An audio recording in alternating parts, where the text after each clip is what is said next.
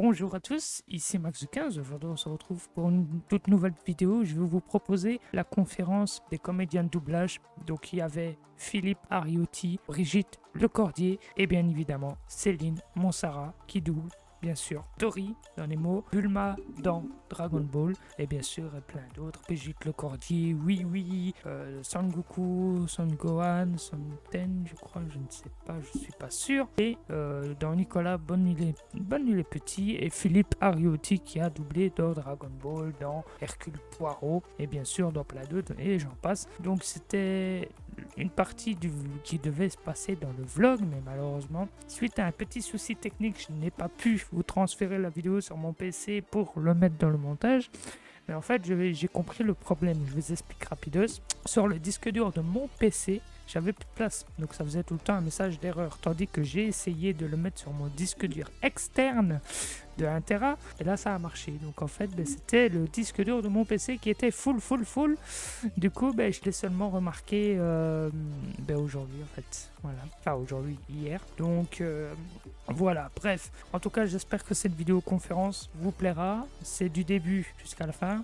Du début, c'est vraiment à quelques secondes du début de la conférence. Bien évidemment, entièrement, vous l'aurez entièrement, il n'y aura pas de coupure ou quoi, ce sera du début jusqu'à la fin, sans exception, et ça fera une petite vidéo à part du vlog. Voilà, ça arrivera pas souvent, mais voilà, en général, des fois j'aime bien mettre des petits trucs. En général, je le mets dans le vlog pour avoir plus simple. Et là, suite à ce souci-là, j'ai pas pu vous le mettre. Donc forcément, je vous le mets à côté en espérant que ça vous plaira. Bref, bon visionnage. N'hésitez pas à regarder. C'est intéressant à savoir. C'est intéressant à savoir dans le doublage des personnes. Et puis voilà, bon visionnage. Si vous n'êtes pas abonné, n'hésitez pas à vous abonner. Je compte sur vous. Ça soutient la chaîne. Et ça me soutient moi. Allez, tchuss les petits potes. Question pour tous les trois, quel a été votre tout premier doublage? Question pour tous les trois, quel a été votre tout premier doublage? C'était justement dans un dessin animé japonais qui s'appelait Sabre Rider. Et justement, je crois que c'était Pierre Travaux qui dirigeait, enfin je crois pas, je suis sûr.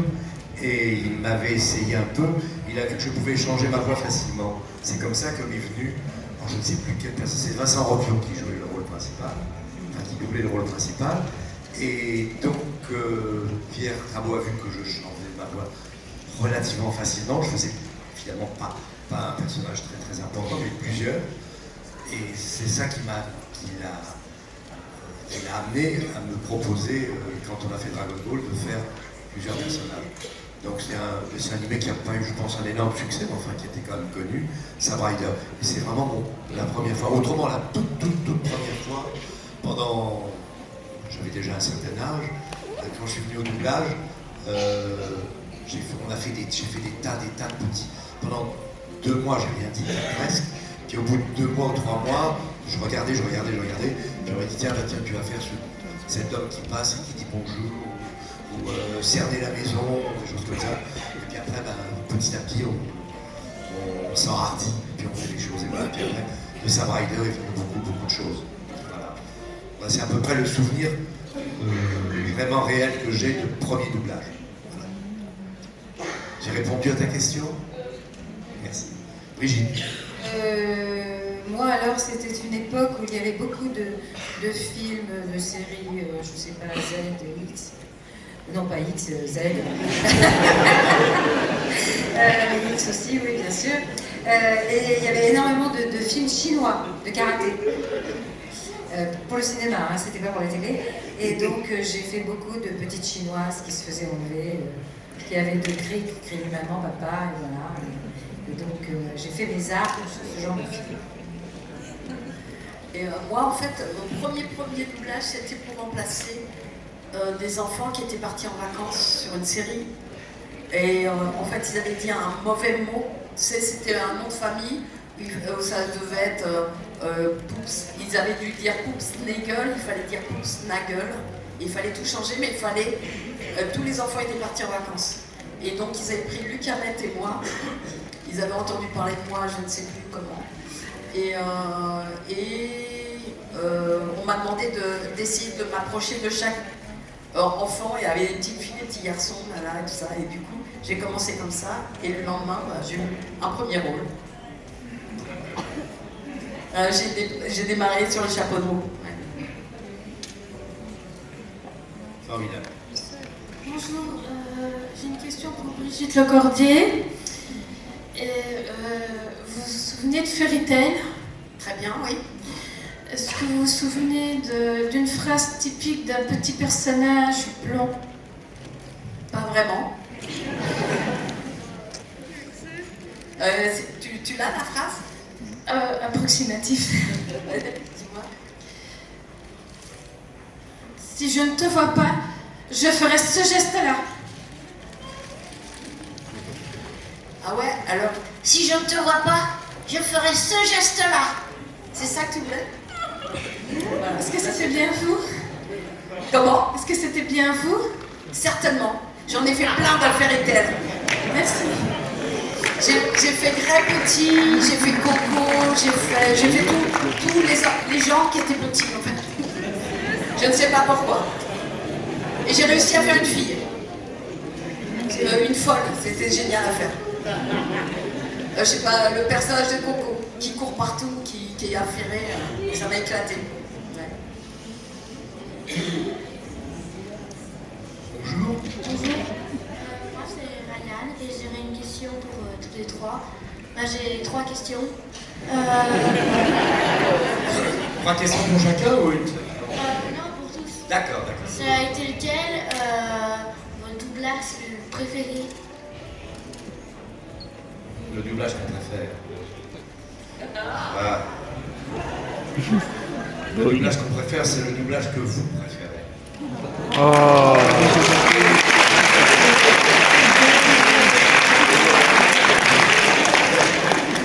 Tu parles bien, Philippe. Hein.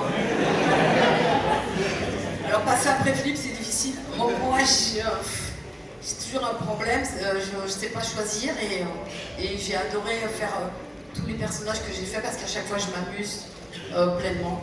Et je dis tout le temps, c'est le dernier que je suis en train de faire qui m'éclate le plus, mais c'est normal que je suis en train de m'éclater. Tu es vraiment sûr que tu aimes tous tes doublages? Mais non, j'ai pas dit tous mes doublages, j'ai dit tous mes personnages. Ah, tous tes personnages. Voilà. Ouais. Mes doublages, je ne suis pas apte à juger si je les aime bien ou pas. Mais si, tu t'es... Mais oui, bien sûr. Mais oui. Génial.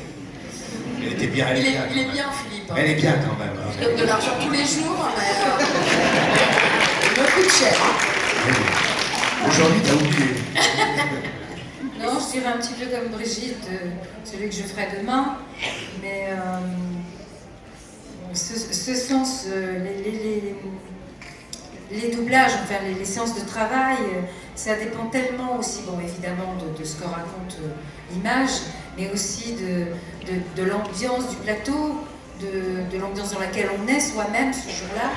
Donc on peut être dans un état de bonheur extrême et doubler un truc pas très intéressant et on va trouver que c'est formidable. Et puis un jour on va doubler un chef-d'œuvre et on ne sera pas bien. Et... Donc c'est difficile de répondre à ça.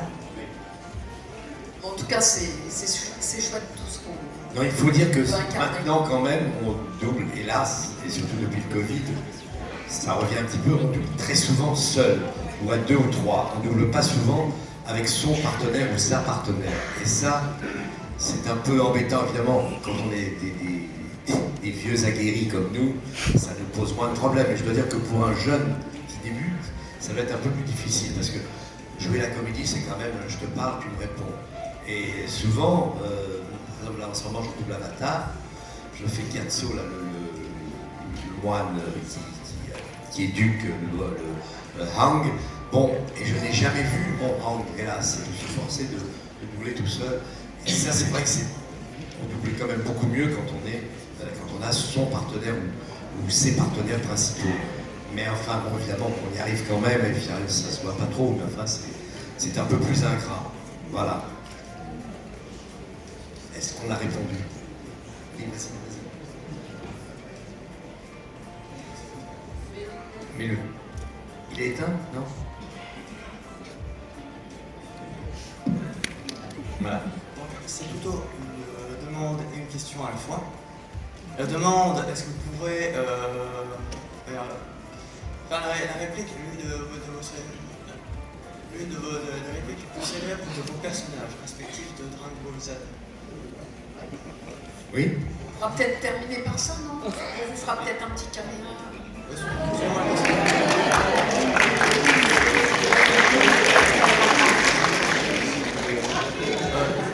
Allez, je fais non.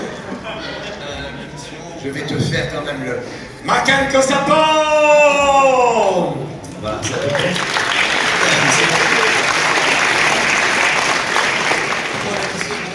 Quel est votre personnage préféré de Dragon Ball Z? Ou dans les Dragon Ball en général? Je sais bien que beaucoup de gens hésitent entre Piccolo et Freezer. Moi, je vais vous dire, le personnage qui m'amuse le plus, c'est le sorcier. Comment il s'appelle? Voilà, Babidi. Parce que c'est difficile à faire. Voilà, c'est tout. Merci beaucoup. Moi, je te réponds aussi. Qu'est-ce qu'on... allô, Brigitte. Je peux faire un nuage magique.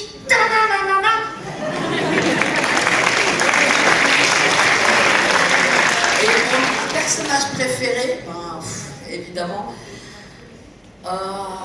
si vous êtes tous là aujourd'hui, vous avez rencontré un petit Goku un jour, et voilà, c'est mon chouchou. Après, j'ai adoré Gohan parce que j'aime bien son caractère. Voilà, mais je les aime tous, quoi. Je les ai incarnés, je les ai fait vivre et ils m'amusent tous. Mais c'est vrai que Goku m'a apporté beaucoup de bonheur, beaucoup de rencontres, beaucoup de satisfaction. Voilà, donc c'est mon chouchou. Céline Sarah. Alors moi, mon personnage préféré dans Dragon Ball, c'est Chaoz. Voilà.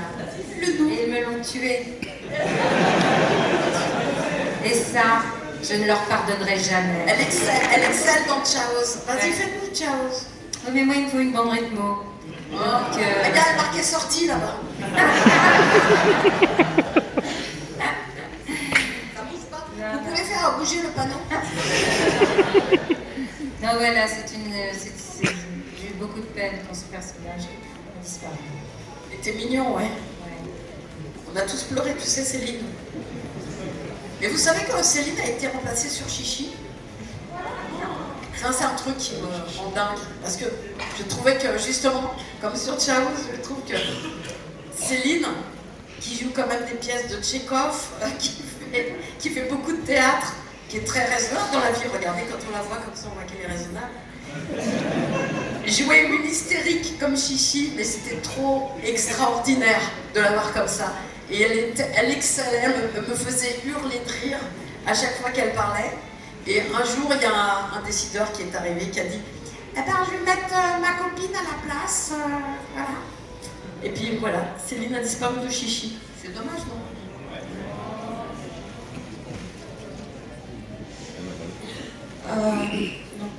J'ai une question pour tous les trois. Vous avez parlé tout à l'heure de travailler avec les auteurs. Est-ce que vous travaillez avec les auteurs même des séries ou est-ce que vous travaillez avec des personnes qui sont sur la traduction? Ça arrive. Ça arrive en principe, c'est pas souvent, c'est pas fréquent, mais ça arrive quelquefois quand il y a les auteurs qui viennent, les producteurs qui viennent, et ils sont quelquefois, ils se concertent avec le directeur artistique pour dire qu'il faudrait changer ça, ou est-ce qu'on pourrait le dire d'une autre façon, ou qu'ils nous expliquent, qu'ils sont plus au courant de l'intrigue, et qui nous évitent quelquefois, ou qui évitent même au directeur artistique, de faire des erreurs. Ça arrive, mais c'est pas fréquent. En principe, c'est le travail en amont, comme on dit maintenant, est bien fait, et quand on arrive, ce qu'on doit dire, c'est vraiment ce qui sera diffusé, ce qui sera vu. Donc il n'y a pas souvent de direct, enfin pas très souvent, le client qu'on appelle qui vient, ce qui n'est pas toujours commode, du reste, parce qu'il veut toujours quelquefois mettre son grain de sel, qui n'est peut-être pas toujours bienvenu. Le travail entre les comédiens et le directeur artistique, je trouve que c'est quelque chose qui est très intime.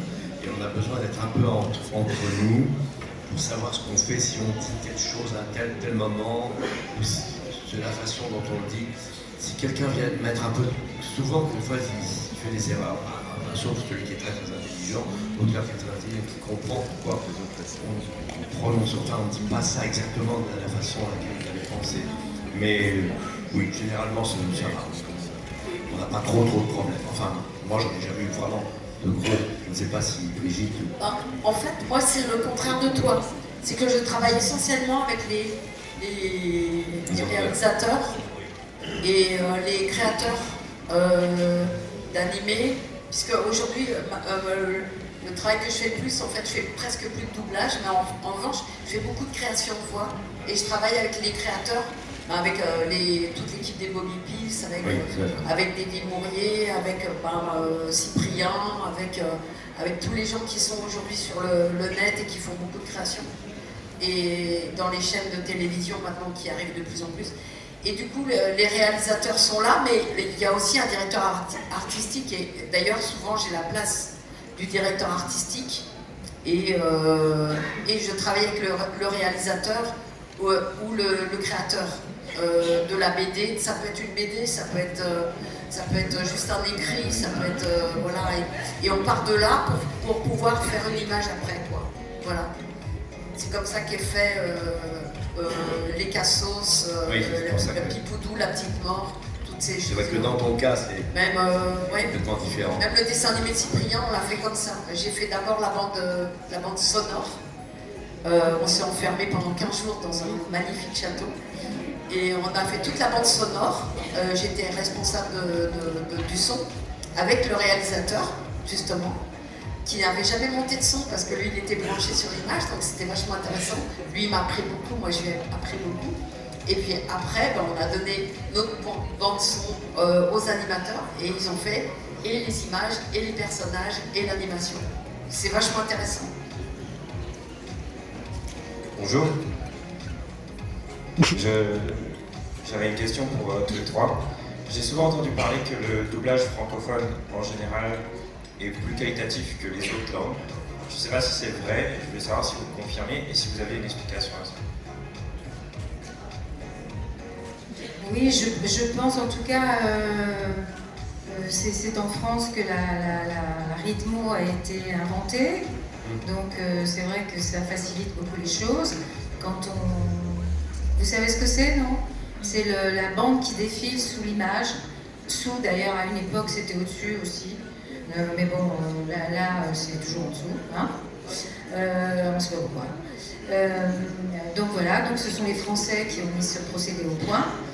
Et c'est vrai que du coup, on est, je dirais pas parfaitement en place avec l'acteur à l'image, mais ça n'a rien à voir avec par exemple les doublages italiens, où ils commencent quand ils veulent et ils finissent aussi quand ils veulent, parce qu'ils marchent au numéro. C'est-à-dire que la rythmo, donc cette fameuse bande qui passe où le texte est écrit avec une barre comme ça, le premier mot arrive, la première lettre, vous lisez vous commencez à lire le mot, enfin vous l'interprétez, et logiquement vous êtes en place avec l'acteur à l'image. Alors qu'en Italie, et peut-être ailleurs d'ailleurs aussi, ils ont des numéros, donc ils partent au 75 et ils savent que ça va s'arrêter au 122. Voilà, et ils ont un texte sur papier. Donc c'est évidemment moins précis, mais c'est une autre culture, je veux dire, ça ne les gêne pas du tout. Il y a même des pays où tu as une voix qui fait toutes les voix. Dans les pays de l'Est. Dans les pays de l'Est, c'est comme ça. Il y a un homme, une femme, et ils disent tout le... C'est presque lu. Et puis au Japon, par exemple, c'est avec... ils répètent avant, mais ils ont un bouquin avec les seiyuu ont un petit livret en fait dans les mains. Mais ils essaient d'être précis, mais ils ne le sont pas du tout. Ben oui, j'imagine. C'est pas leur problème en fait. Ils s'en foutent. Pour nous, c'est vachement important. Et pour nous, évidemment, comme on a le résultat presque fini, on met un point d'honneur à ce que ce soit non seulement synchro, mais à interpréter exactement comme l'a interprété l'acteur original, l'acteur ou l'actrice originale. C'est-à-dire, nous, c'est un peu différent, sauf dans le cas d'origine, bien sûr, où c'est la création, c'est seulement la création.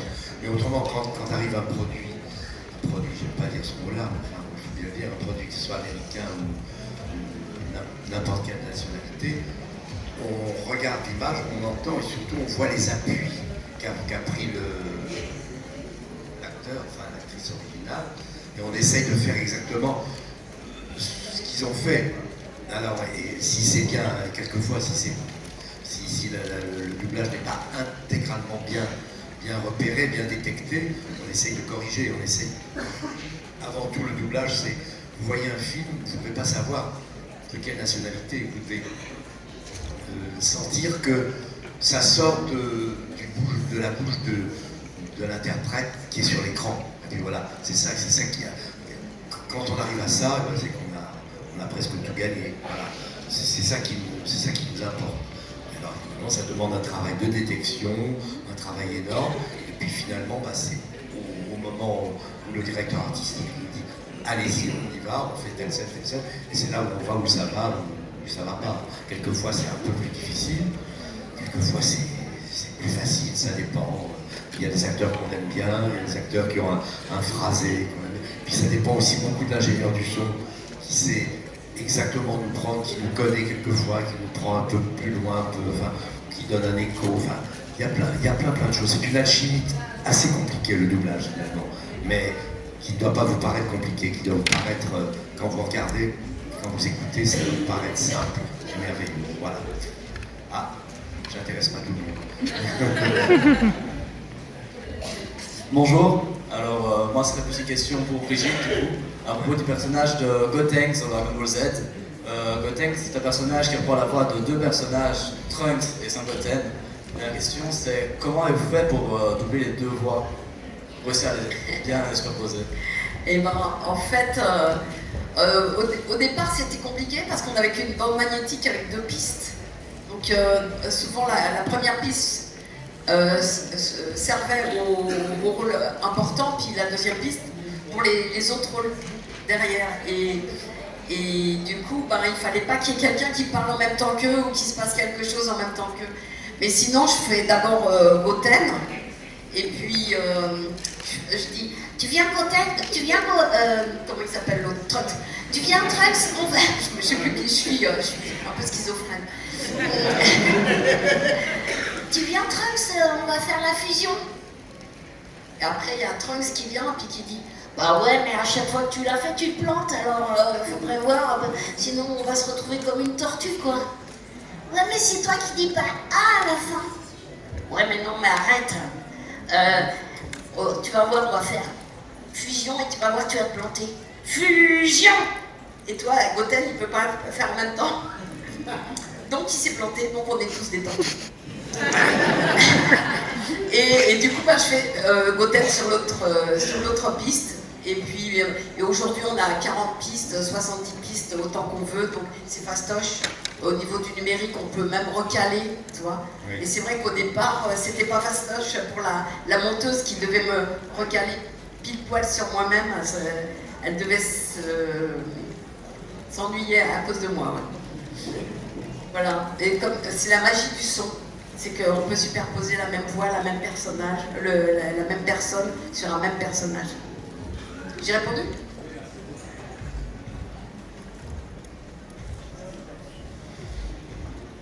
Madame Brigitte et Madame Anastasia, enfin Madame Céline, j'ai une question très importante à poser.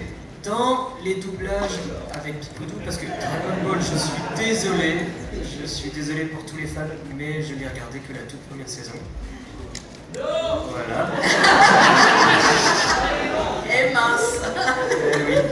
Et je n'arrive pas à accrocher, je suis désolé. Mais c'est pas grave. Ce serait pour demander, est-ce que nos chers amis du bois bleu, est-ce qu'ils vont revenir un jour? Moi je lis. C'est pour Madame Brigitte. Les amis du bois bleu? Enfin, la forêt... Dans la forêt magique? Voilà. Ah ben j'espère, oui.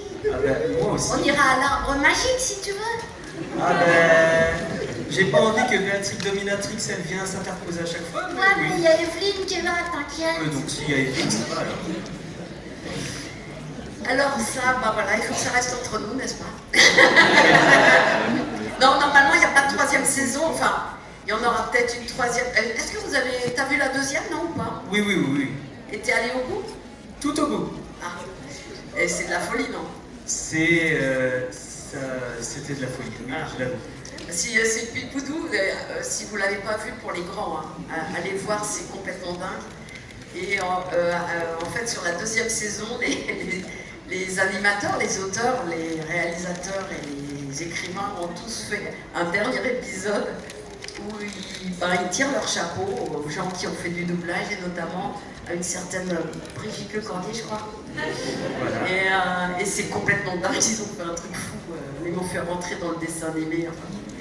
Et normalement, tout le monde demande une troisième saison, mais c'est une question de diffusion. Un dessin animé qui n'est pas diffusé, on ne trouve pas de chaîne pour le mettre, ce truc. C'est un bijou, hein, ça marchera, ça sera un numéro 1 dans l'histoire du dessin animé français, je pense. Ah bah c'est une perle. Ouais. Mais pour l'instant, il n'y a aucun diffuseur qui veut le diffuser. On a essayé sur ADN, je crois que ça ne marche pas trop bien. Sur Pornhub, c'est pas assez porno. Et sur les chaînes, ça l'est trop. Donc, ben voilà. Donc, même Canal+, ils sont frileux alors qu'ils ont pris les cassos. Donc, toi, faire une troisième saison quand c'est pas diffusé, ça rapporte pas d'argent et ça coûte très, très, très, très cher. Voilà. Voilà. Maintenant, c'est pour Céline. Est-ce que vous croyez qu'il va avoir un remake de Anastasia et que vous allez jouer dedans en tant que doublure? Bien sûr. Pas un remake de Anastasia. Parce que Anastasia, ça fait quand même un bon moment que ce qui est passé, ça fait longtemps. Mais pour les fans qui se regardaient, comme pour moi, est-ce que vous croyez qu'il va y avoir une suite et que vous serez dedans? Genre un remaster comme, admettons, comme les Disney actuels? Mais alors, mon cher monsieur, dans la mesure où c'est tiré plus ou moins d'une histoire vraie, et qu'on sait que, comment ça finit, je pense qu'il ne peut pas y avoir de suite. Oh. Voilà. Bah oui, on peut refaire une version, mais quel intérêt je pense qu'ils avaient la version proposée, celle dont vous parlez, elle est bien, donc il n'y a pas à refaire un remake. C'est vrai. Voilà. Si c'est un remake, ce sera le même, alors ça sera le même. D'ailleurs, Anastasia, avant tout, c'était quand même un film de fiction d'Anatole Bach avec Ingrid Bergman et Yul Brynner. Donc ça vient de là, ça vient de l'histoire qui est vraie. C'est Anastasia qui se prétendait être la descendante des tsars, de la famille des tsars. Voilà. Donc il n'y a jamais eu de remake justement de ce film de 1956. Donc il y a eu ce dessin animé très très connu qui a presque effacé l'autre, mais donc ça m'étonnerait que, alors si on fait un remake, ce sera un autre remake, ça sera la même histoire, à mon avis. Non? J'ai dit une bêtise?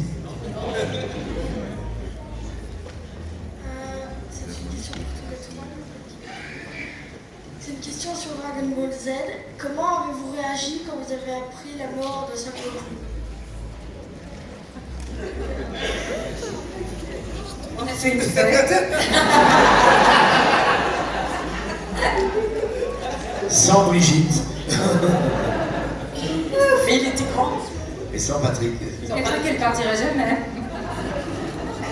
En fait, ce qui est marrant, c'est que ce dessin animé, en fait, on l'a vécu en même temps que vous, hein. C'est-à-dire qu'on découvrait l'histoire en même temps. On n'avait pas les réseaux sociaux et tout ça pour nous raconter ce qui allait se passer. Donc effectivement, à chaque fois, quand il y a même la mort de Krillin, je veux dire, elle est dramatique, la première mort et tout ça. Et la mort de Chaoz. On s'en fout.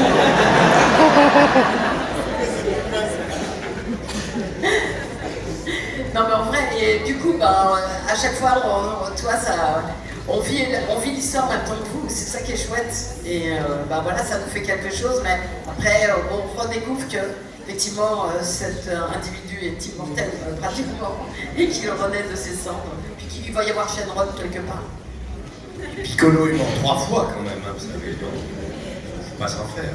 C'est sacrifié même. C'est vrai, c'est vrai. C'est vrai. C'est quand même un manque de savoir-vivre, je trouve.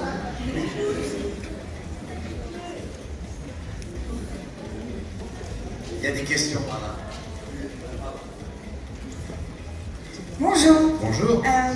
Je voulais savoir peut-être plutôt pour Céline, est-ce qu'il y a différence de travail entre une production américaine, une production asiatique ou européenne, dans le rythme, dans les exigences? Oui, ben, vous répondez à votre propre question. Hein. En fait, c'est vrai, ça dépend de la langue. C'est vrai que pour, je pense, je ne sais pas si mes camarades seront d'accord avec moi, mais que la langue anglaise est pour nous la plus simple à doubler. Très bizarrement, alors qu'on est très proche, on a une langue latine, enfin très proche des Italiens et des Espagnols, c'est plus difficile, je trouve. Parce qu'ils parlent vite. Ouais. Et quant aux Brésiliens, j'avais fait il y a des années une série brésilienne, il y a eu toute une vague de telenovelas, voilà. Et c'était pas facile parce que comme ils ont des finales excessivement chantantes, avec des trucs qui n'en finissent pas, on a quand même une langue sans accent tonique. C'était compliqué de... Donc il y a en effet, et alors tout ce qui est asiatique, c'est pas... Et même dans les codes de jeu, je pense que c'est encore plus différent, encore plus difficile. Ouais, c'est ça. En ce moment, avec Philippe, on fait un dessin animé qui s'appelle Frieren. Je ne sais pas si vous l'avez vu. Il est sur Crunchyroll et c'est très très chouette, c'est très joli. Et en fait, les Japonais, ils parlent très recto-tono, comme ça. Et ils parlent comme ça. Donc, si vous voulez, on peut faire une conférence. Et si on parle comme ça, au bout de 2 minutes, les gens éteignent la télé chez nous. Donc, on est obligé de trouver un style à nous qui correspond à leur style à eux, pour pas trahir trop le film d'origine, tu vois. Et c'est hyper difficile, et c'est moi qui dirige, et vraiment, on est toujours sur le fil. À chaque fois, je dis aux comédiens, t'es trop, ou alors t'es pas assez, mais toi, pour trouver le juste milieu, c'est hyper difficile. Mais c'est passionnant. Hein. Et c'est là où on voit que jouer, bien sûr, c'est universel, mais en même temps, il y a 1000 façons de jouer, quoi.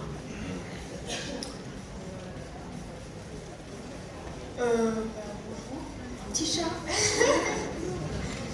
Moi déjà je voulais vous demander à tous les trois qu'est-ce qui vous a donné envie de commencer le doublage, et j'avais une demande. Je voulais vous demander, est-ce que vous pouvez faire Dory quand elle parle la langue des baleines, s'il vous plaît?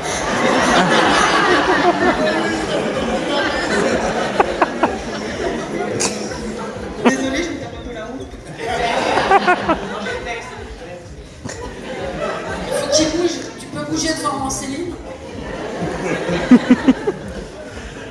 Moi, personnellement, le doublage a été un concours de circonstances. Il se trouve que j'avais quelqu'un dans ma famille qui avait une société de production de films et qui avait à ce moment-là un département de doublage. Et donc c'est là où j'expliquais tout à l'heure que mon premier doublage l'a été sur une petite chinoise qui se faisait enlever. Et donc j'ai fait mes armes sur ce genre de film. Ça n'a pas duré très longtemps parce que j'ai rencontré ensuite des comédiens très affirmés et très installés dans le doublage qui m'ont emmené ailleurs, dans d'autres maisons de production. Voilà. Donc, des rencontres, c'est souvent comme ça.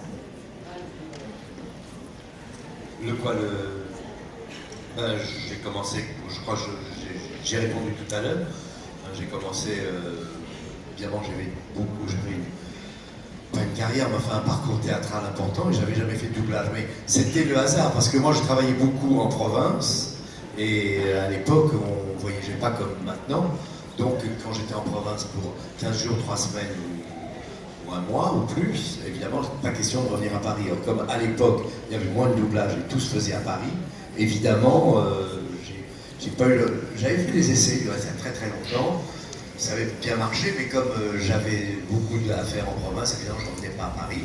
Et j'ai fait du doublage beaucoup plus tard, peut-être après 25 ans de théâtre. J'ai fait du doublage, j'ai commencé en doublage très timidement, comme je vous ai expliqué, en faisant petites choses, petits rôles, etc., avec Bertrand Baudot. Et puis j'ai rencontré, presque tout de suite après, j'ai rencontré cette merveilleuse équipe de Céline Monsara. Ouais, sur les grands, t'as pu arriver. D'Éric Legrand, de Patrick Borg, etc. Cette équipe qui a été formidable. Et là, à l'époque, on enregistrait tous ensemble. Et là, c'était vraiment formidable parce que on était au micro, et pourtant, malgré, bien qu'il y ait deux pistes, comme à l'époque, on se débrouillait. De temps en temps, on se marchait un peu dessus, et puis on faisait tous ensemble, et on reprenait, et s'il y en a un qui se trompait, on se trompait ensemble, c'était formidable. Voilà, c'est comme ça que ça a été. Moi, j'étais très content d'être dans la marmite tout de suite de ce doublage, qui était fort joyeux. Voilà. Et moi, je jouais au théâtre, en fait. Et puis, je jouais Louiseau dans Le Malade Imaginaire, qui était une petite fille. Et on a eu besoin d'une petite fille pour une pub pour Amnesty International. Et j'ai commencé comme ça, avec cette pub. Et là, pareil, comme que Céline, il y a des gens qui entendent, qui voient ce que tu as fait, tout ça, qui disent c'est qui la gamine. Et puis voilà. J'ai commencé petite fille et j'ai fini petit garçon. Bonjour. C'est pour poser une question. Pardon. C'est en général en fait. Donc, pourquoi quand on entend une bande-annonce, une voix comme Adrien Antoine qui était à la base sur Buzz l'éclair, et que juste après on nous annonce un Star Talent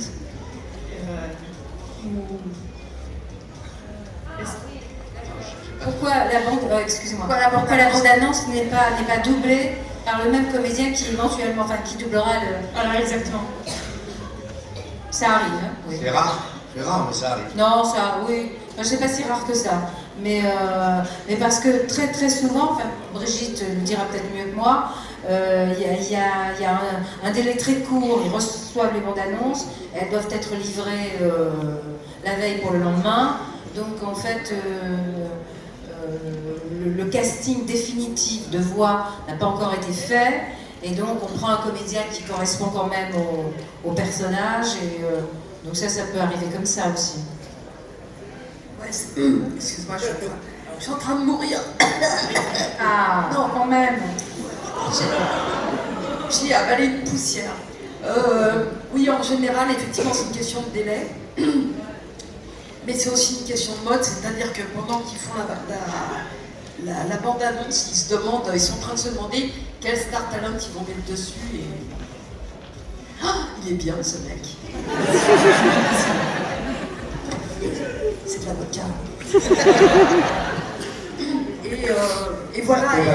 Et on est aussi dans cette espèce de phénomène de mode où on se dit comment on va pouvoir faire la pub et comment on va pouvoir promouvoir le film. Pour l'instant, ils pensent que les Star Talent font cet usage-là. Je pense qu'au fur et à mesure des années, ils vont se rendre compte que finalement, ils n'ont pas besoin de ça, quoi. Parce que quand vous voyez ce qui s'est passé pour Mario, tous les gens du casting d'origine ont été repris et ça n'a jamais aussi bien marché. Donc j'espère que ça se passera comme ça pour les films. Et c'est vrai que Adrien Antoine est bien mieux que Jojo qu'on vient de voir dans le dernier film. Voilà. Et on aura la dernière question pour le petit juste derrière, s'il te plaît, qu'attend depuis un petit moment. J'ai une question pour tous les... Enfin, j'ai 3 questions pour tous les 3. Comment devient-on doubleur et quand aviez-vous commencé?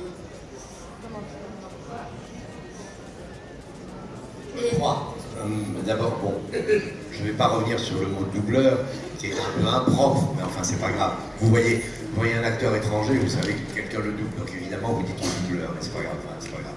Disons que le doubleur, c'est l'employé de la maison de doublage. Voilà, c'est donc un acteur tout simplement. Là, vous savez, je crois que le métier de comédienne, bien entendu, on le fait généralement parce qu'on suit des cours un petit peu, au collège, on s'aperçoit, il y a les copains qui nous disent « Ah, bah, t'es doué, toi tu devrais plutôt faire ça ». Et alors on arrive à ce qu'on suit des cours de comédie, généralement, on va dans un cours privé, et puis où on va dans un cours public, et si on est un peu plus doué, et puis ça se passe comme ça. Et à ce moment-là, vous savez, le métier de comédien, c'est énormément de choses. On apprend le chant, la danse, l'escrime, monter à cheval, plein de choses. Et on voit, selon ses possibilités, selon ses intentions, c'est ce qu'on aime le plus, eh bien, on développe un petit peu un côté, bon alors, il y en a qui sont plus doués pour la parole, alors à ce moment-là où il y a c'est un tout être comédien. Et puis, bon, on a l'occasion de faire peut-être, d'aller un truc et de faire un peu de doublage. Et à ce moment-là, on voit que quelqu'un n'est pas forcément doué pour le doublage et il est très très doué pour faire autre chose. Il est très doué pour le théâtre. Alors à ce moment-là, il abandonne un peu le doublage et il fait du théâtre beaucoup plus, ou du cinéma s'il a la chance. Et puis alors, il y en a d'autres justement qui excellent dans le doublage dès le départ. Alors à ce moment-là, évidemment, comme on leur demande beaucoup de faire du doublage, ils en font, et ils n'ont plus le temps, moins le temps de faire du théâtre, du cinéma, de la télévision, etc. C'est un peu comme ça que ça se passe, quoi. Généralement, on voit des comédiens, on se dit, tiens, celui-là, pourquoi est-ce qu'il n'a pas fait plus de cinéma ou plus de théâtre? Il y a des acteurs de théâtre géniaux qui n'ont pas fait presque pas fait de cinéma, et des acteurs qu'on voit doubler qui sont des maîtres au doublage. Et seulement, ils ont tellement été pris, happés par le doublage qu'ils n'ont plus eu le temps, ou plus voulu, je ne sais plus. Il y a des tas de raisons. Je sais pas, je crois que c'est assez difficile de dire pourquoi on devient acteur de doublage, enfin spécialisé dans le doublage, plutôt qu'autre chose. Moi, j'ai débuté beaucoup au théâtre, Céline en a fait aussi beaucoup, j'ai commencé même par le cirque.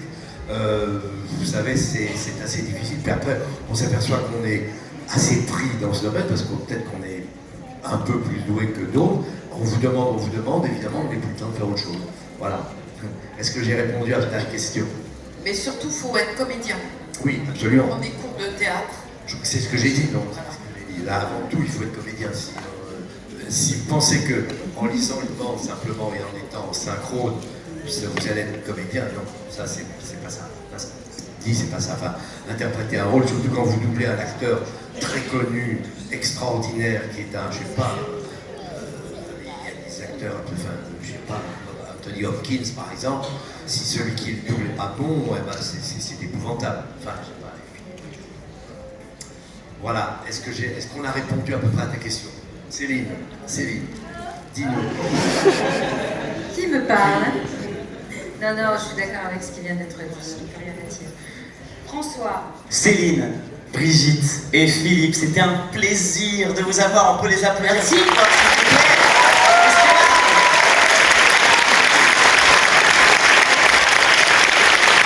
Avant de laisser leur prochaine séance de dédicace, leur petite pause évidemment au vodka ou autres substances licites, bien entendu. Petit point info, Philippe, est-ce qu'on peut te retrouver sur les planches, je crois, actuellement? Ah oui, je joue à l'école des femmes, mais pour peu de représentation, encore en janvier, février, au Théâtre du Nord-Ouest, voilà. Je joue à Paris, à Paris, au Théâtre du Nord-Ouest, 13 rue du Faubourg Montmartre, voilà, si vous voulez venir. C'est un spectacle pour les enfants un peu grands, voilà. C'est une pièce de Molière, un certain Molière, alias Jean-Baptiste Bocquelin, vous devez le connaître un peu de nom quand même. Et ça plaît beaucoup, on a des foules d'élèves qui viennent quelquefois par on a eu un groupe de 70 élèves qui est venu nous voir. Ah, ça, on a même rajouté des chaînes. Voilà. L'école des femmes de Molière, vous connaissez quand même. On va t'entendre aussi dans le prochain jeu Lego qui va sortir, tu nous l'as teasé. Oui, je viens de doubler le nouveau Lego, le nouvel Avatar, et puis le nouveau film où joue Anthony Hopkins d'ailleurs, qui s'appelle, et je double Jonathan Pryce, je retrouve mon personnage du Grand Moineau, cet acteur qui s'appelle Jonathan Pryce, qui est remarquable, et c'est un film qui s'appelle One Life, je ne sais pas comment ça va s'appeler encore en français, mais enfin ça va sortir dans 15 jours, je crois. Stay tuned, comme on dit, hein, restez informés. Céline, toi, on peut te retrouver à partir probablement peut-être avril aussi sur les planches parisiennes dans une pièce que tu fais, seule en scène. J'espère, parce que j'ai fini de jouer cette pièce mi-octobre, et j'espère, je croise les doigts, pour qu'elle soit reprise au mois d'avril dans un théâtre parisien qui s'appelle le Lucernaire, voilà, donc j'espère. Allez la voir, moi je l'ai vue 2 fois. Oui, d'ailleurs c'est assez suspect. Merci d'être venu. Je sais comment ça Et Brigitte, on peut te découvrir, je crois, dans une nouvelle aventure de Noël sur France Inter où tu vas animer les bestioles dans un épisode spécial, c'est ça? En fait, oui, vous avez France Inter, vous, en Belgique ou pas? Non, ah mince. Donc voilà, je fais une magnifique émission sur France Inter. Et voilà, et elle va pas en Belgique. Mais sans aller aussi Non, loin, mais en faire dans les rêves, on peut juste aller sur ta page YouTube. Oui, mais de toute façon, vous pouvez. Tout est en podcast sur France Inter, les émissions. C'est vachement bien si vous avez des enfants. Ça s'appelle Les Bestioles. C'est comment, quand on est une petite bête, aujourd'hui, on peut survivre dans la nature. C'est une émission hyper écologique. Et puis, qui renseigne sur tous les animaux de la nature et qui est faite avec le Muséum d'Histoire Naturelle de Paris. Voilà. Et c'est en podcast, hein, vous pouvez le prendre où vous voulez. Effectivement, je fais des émissions de Noël, mais ici, ils l'auront pas. Et on peut te trouver sur ta page YouTube, surtout, je crois que tu m'as dit qu'il y Sur ma avait page quelque chose de très grand qui arrivait là. Mercredi, pour tous les gens qui sont abonnés à ma chaîne et pour tous les gens qui ne sont pas encore abonnés à ma chaîne, abonnez-vous. Mais mercredi, je mets une superbe vidéo pour la partager à fond, à donf, partout dans le monde entier. Et le nom de ta chaîne, Brigitte? C'est Brigitte Lecordier. Tout simplement. Avant de vous quitter, on va appeler notre photographe. Est-ce que ça vous va si on fait une petite photo avec nos comédiens et vous derrière? Mais vous le faites? Ça vous va? Ouais. Alors, levez-vous.